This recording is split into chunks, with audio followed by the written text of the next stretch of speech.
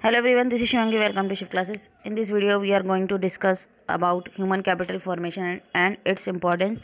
मानव पूंजी निर्माण और उसका महत्व दोनों ही लैंग्वेजेस में डिस्कस करेंगे। चलिए स्टार्ट करते हैं। टाइटल यहाँ हिंदी में लिखने के लिए मैं लिखना भूल गई, तो आप लोग लिख लेना मानव पूंजी निर्माण और उसका महत्व।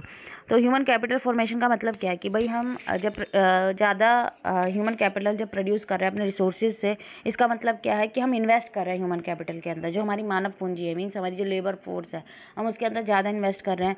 तो ये प्रोसेस है कि भाई हम ऐड कर रहे हैं ह्यूमन कैपिटल के अंदर, जो adding to the stock of human capital, ठीक है। तो ओवर टाइम, भाई एक टाइम के बाद, तो वो क्या कहलाता है, ह्यूमन कैपिटल फॉर्मेशन कहलाता है। भाई इसके अंदर हम क्या करते हैं कि हम किस के थ्रू, भाई हम क्या कर रहे हैं ह्यूमन कैपिटल फॉर्मेशन, भाई किसके थ्रू हम जो अपना स्टॉक इंक्रीज़ करेंगे। ह्यूमन कैपिटल फॉर्मेशन एजुकेशन के थ्रू, ठीक है। अपने जो कॉम्पिटेंट है वो बढ़ाएंगे। एक्सपीरियंस पीपल जो ज़रूरी हैं कंट्री के लिए, किसके लिए, कंट्री के इकोनॉमिक, सोशल और पॉलिटिकल डेवलपमेंट के लिए। तो ह्यूमन कैपिटल फॉर्मेशन जो है एसोसिएट करती है कि हम इन्वेस्टमेंट कर रहे हैं ह्यूमन बीइंग के अंदर, ठीक है, और उनकी development as a creative and productive resources. भाई हम उनको नई स्किल सिखा रहे हैं ताकि वो अच्छा प्रोडक्शन कर सके। हम उन्हें नॉलेज दे रहे हैं, हम उन्हें ज्ञान दे रहे हैं, हम उन्हें एजुकेट कर रहे हैं, हम उनको अच्छी हेल्थ सर्विस प्रोवाइड कर रहे हैं ताकि अगर उनको कोई बीमारी होती है, भाई हम ऐसा एनवायरनमेंट प्रोवाइड करें कि वो बीमार ही ना हो। क्योंकि एक हेल्दी जो लेबर फोर्स होगी तो वही तो जो है आगे प्रोडक्शन में हेल्प कर पाएगी। अगर हेल्दी नहीं है, हम अपने आप को ही ले लें कि अगर हमारी तबीयत ठीक नहीं है तो क्या हम अच्छे से पढ़ पाएंगे? नहीं पढ़ पाएंगे ना। तो हमारा हेल्थ भी ये नहीं कि हमें हमें सब आता है, हम पढ़ने में बहुत अच्छे हैं, लेकिन पढ़ने में बहुत अच्छे हैं, हम काम करने में बहुत अच्छे हैं, लेकिन जब हमारी सेहत ही नहीं ठीक होगी तो हम काम कैसे करेंगे, हम पढ़ेंगे कैसे? तो दोनों ही चीज़ ज़रूरी है। तो एग्जाम्पल के थ्रू समझेंगे कि एक कंट्री में शुरुआत में कंट्री में ह्यूमन कैपिटल स्टॉक था जिसमें इंक्लूड था 40 लाख स्किल्ड वर्कर, और and at the end it increase to 45 lakh skilled worker. और अंत तक शुरुआत में ईयर के शुरुआत में, साल के शुरुआत में 40 लाख था कैपिटल स्टॉक और अंत तक 45 लाख हो गया। तो ह्यूमन कैपिटल फॉर्मेशन कितना हुआ है, कितना 5 लाख स्किल्ड वर्कर जो है साल में इंक्रीज़ हुआ है कि भाई हमने ट्रेनिंग दी है, एजुकेट करा है लोगों को। तो जो पहले हमारे पास 40 लाख स्किल वर्कर थे, अब वो 5 लाख और इंक्रीज़ होगा। अब हमारे पास 45 लाख जो है स्किल वर्कर हैं। अब इम्पोर्टेंस क्या है, तो जब हम ह्यूमन कैपिटल फॉर्मेशन, भाई हम ह्यूमन में इन्वेस्ट कर रहे हैं, अपने जो ह्यूमन बीइंग है उनमें इन्वेस्ट कर रहे हैं, तो इम्प्रूव क्या होगी हमारी जो ह्यूमन कैपिटल की जो प्रोडक्टिविटी है, भाई उनकी जो उत्पादकता है, काम करने की जो क्षमता है वो क्या होगी, इंक्रीज़ होगी यहाँ पे। तो मैं शॉर्ट में समझा रही हूँ, आपके सामने जो थ्योरी है वो डिटेल में है, आप लोगों को एग्जाम में इससे हेल्प मिलेगी, क्योंकि एक लाइन्स पढ़ के समझाऊँगी तो बहुत टाइम लग जाएगा, ठीक है। एग्ज़ाम बहुत पास है, अब तो शुरू ही हो गए हैं एग्ज़ाम।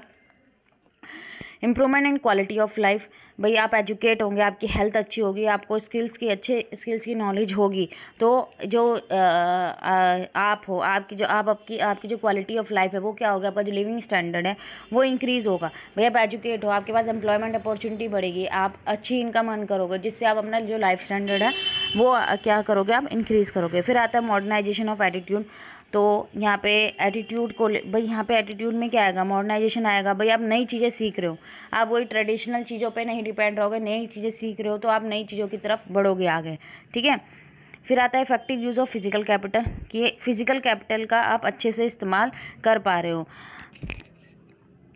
तो एक पर्सन है जो प्रॉपरली ट्रेंड होगा और उसके पास नेसेसरी स्किल होंगे तो वो समझ पाएगा फिजिकल अच्छे से कि भाई किस तरीके से जो फिजिकल टूल्स हैं उनका इस्तेमाल कर रहे हैं या इक्विपमेंट हैं, तो और उसको ये पता होगा कि कौन सा मेथड का इस्तेमाल करना है, ठीक है।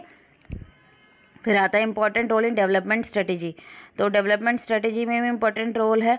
तो 7th प्लान में जो हमारे 5 ईयर प्लान थे, प्लानिंग कमीशन के थ्रू जो हुए थे हमारे देश में, जो 1985-90 से तक था, तो यहाँ पे इंडिया में प्रायोरिटाइज किसके ऊपर फोकस किया गया था, इसमें ह्यूमन कैपिटल के ऊपर किया गया था कि ट्रेंड और एजुकेटेड इंडिविजुअल को, ठीक है, वो किसकी तरफ, with the human resource development. भाई हम ट्रेन करेंगे तो हमारा क्या हो रहा है, ह्यूमन रिसोर्स का डेवलपमेंट हो रहा है, तो उससे क्या होगा, ये हमारा एक असेट है जो हमारे को आगे बढ़ाएगा, हमारे देश की इकोनॉमिक ग्रोथ को, और एश्योर करेगा हमारे सोशल ट्रांसफर को एक डिज़ायर्ड डायरेक्शन, भाई जिस डायरेक्शन हम जाना चाहते हैं टेक्नोलॉजी में इम्प्रूव होगा।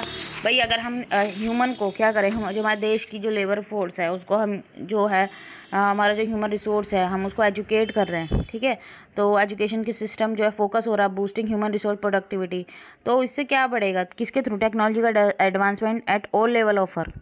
तो यहाँ प्रमोट हो रही है पीपल की क्या, कि भाई वो समझ पा रहे हैं कि मॉडर्न साइंटिफिक कंसेप्ट को, ठीक है। तो नई नई भाई टेक्नोलॉजी यहाँ पे क्या है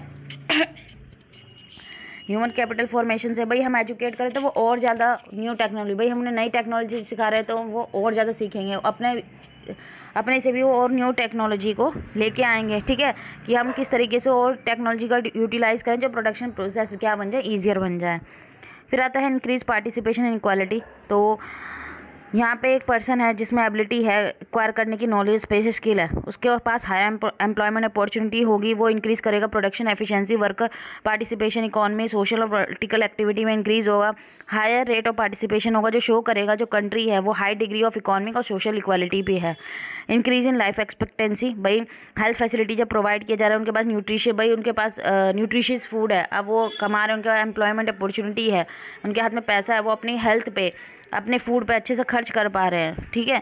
तो लाइफ एक्सपेक्टेंसी की भाई उनकी जीवन प्रत्याशा है वो क्या हो जाएगी, बढ़ जाएगी, कि वो उनकी हेल्दी और लॉन्ग और हैप्पी लाइफ होगी एक। लास्ट है हमारा कंट्रोल ऑफ पॉपुलेशन ग्रोथ। तो it is common to see that illiterate family as a large family as compare to an educated family. ये देखा गया है, ये हम देखेंगे कि जो एक इलिटरेट फैमिली होती है, कोई जहाँ पढ़े लिखे नहीं है और जहाँ पढ़े लिखे लोग ज़्यादा है, एजुकेटेड फैमिली है, वहाँ पे जो है इलिटरेट फैमिली बड़ी होगी, ठीक है, उन्हें नॉलेज नहीं है, और एजुकेटेड फैमिली भाई एक सीमित में होगी, ठीक है। तो therefore expenditure on education through human capital formation help in educating people and spreading awareness among them regarding the need of controlling the population growth rate. तो यहाँ पे क्या है कि अगर हम एक्सपेंडिचर कर रहे हैं एजुकेशन किसके थ्रू, ह्यूमन कैपिटल फॉर्मेशन के थ्रू, तो ये हेल्प करेगी भाई, एजुकेट करेगी पीपल को और स्प्रेड करेगी अवेयरनेस, जागरूकता, कि भाई उनके अंदर कि हमें पॉपुलेशन ग्रोथ को क्या करना है, कंट्रोल करना है, ठीक है। कि ज़्यादा फैमिली नहीं हमें जो है अपनी बढ़ानी है, क्योंकि ज़्यादा पॉपुलेशन ग्रोथ होगी तो भाई उतनी एम्प्लॉयमेंट अपॉर्चुनिटी नहीं है, भाई गरीबी बढ़ेगी फिर। तो इस तरीके से जो है लोग समझेंगे। तो ये था हमारा ह्यूमन कैपिटल फॉर्मेशन और उसकी इंपॉर्टेंस। आई होप आपको क्लियर हो गई होगी। अगर वीडियो अच्छी लगी हो तो like share and subscribe my channel. Thank you.